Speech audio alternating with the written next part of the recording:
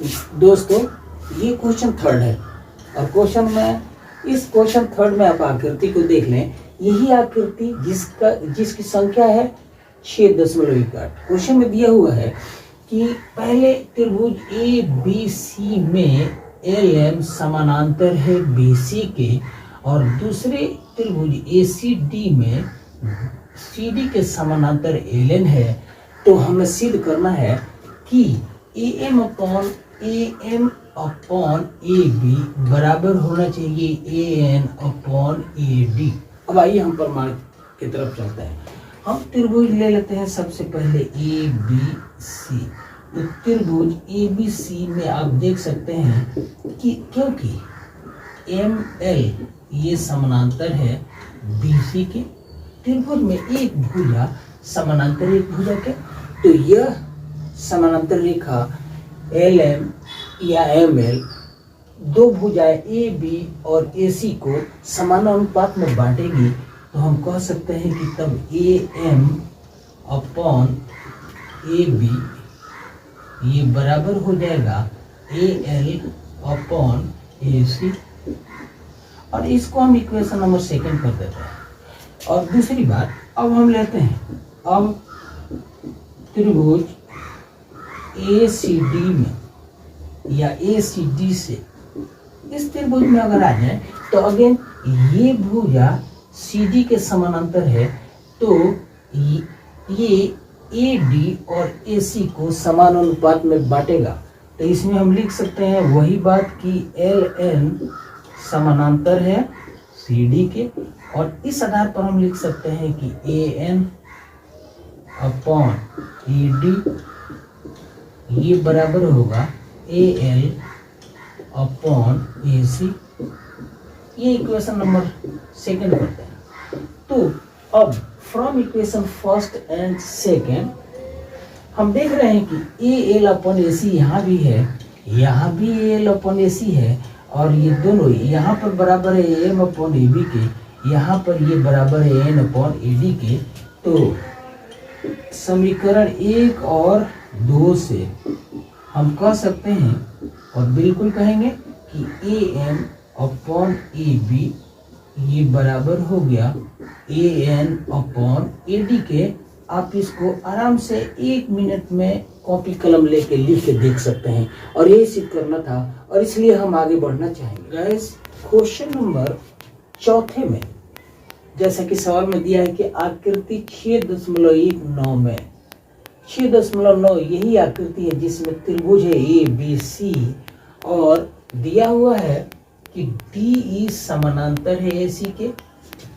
तो जब D E समानांतर ए सी के होगा तो हम लिख सकते हैं बेसिक प्रोपोर्शन थ्योरम से कि B D upon D A बराबर बी ई अपॉन ई सी, जो हमने पहला रिलेशन लिखा है। और दूसरे भाग में यहाँ इसको हमने क्यों लिखा, इसलिए कि डी ई समानांतर है ए सी के, इसलिए। अब दूसरा त्रिभुज ये बनता है, ये त्रिभुज ए बी ई। इस त्रिभुज में दिया है कि डी एफ समानांतर है ए के, मतलब हम लिख सकते हैं कि डी एफ समानांतर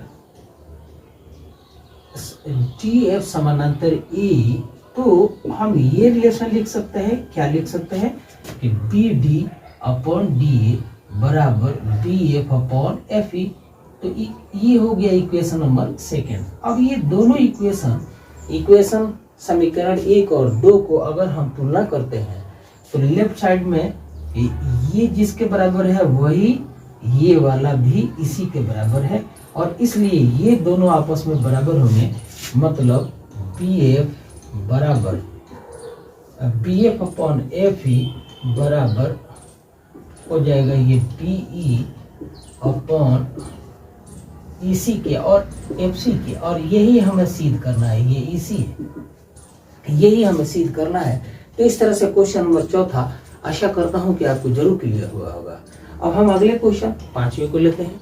गाइस इस क्वेश्चन में क्वेश्चन नंबर 5 में दिया है कि डी ई, ये डी ई समानांतर है ओ क्यू के। तो अगर हम त्रिभुज पी क्यू ओ ऐसे ले लें तो इस त्रिभुज में DE समानांतर OQ, तो हम लिख सकते हैं कि भाई ऐसे OD समानांतर OQ। तो इससे एक रिलेशन बनता है कि PE अपॉन EQ, तो PE अपॉन EQ ये बराबर हो जाएगा PD अपॉन DO के। Equation number first. और दूसरा रिलेशन इस त्रिभुज में, त्रिभुज POQ में, इसमें DF समानांतर है OQ के, तो दूसरा रिलेशन हमारा होगा कि PF अपॉन FQ बराबर PD अपॉन DU। तो इक्वेशन फर्स्ट और सेकंड को आप इक्वेट कीजिए। आप देख रहे हैं कि फर्स्ट रिलेशन में PD अपॉन DO यहाँ है, और ये भी दूसरे रिलेशन में भी PD अपॉन DO है, तो ये दोनों बराबर होंगे। मतलब 1 और 2 से, समीकरण 1 और 2 से हम लिख सकते हैं, क्या लिख सकते हैं कि PE अपॉन EQ बराबर हो गया PF अपॉन FQ। तो हमने सिद्ध कर दिया कि PE अपॉन EQ बराबर PF अपॉन FQ। इसका अर्थ ये हुआ कि EF QR के समानांतर है, तभी ये रेशियो बराबर हो गया। BPT थ्योरम का ये कन्वर्स हो गया उल्टा, विलोम। इसलिए यहाँ पर डिक्लेयर करेंगे कि EF समानांतर QR। और आशा करता हूँ कि आप जरूर क्लियर हुआ होगा। क्वेश्चन नंबर 6 की तरफ आगे बढ़ते हैं।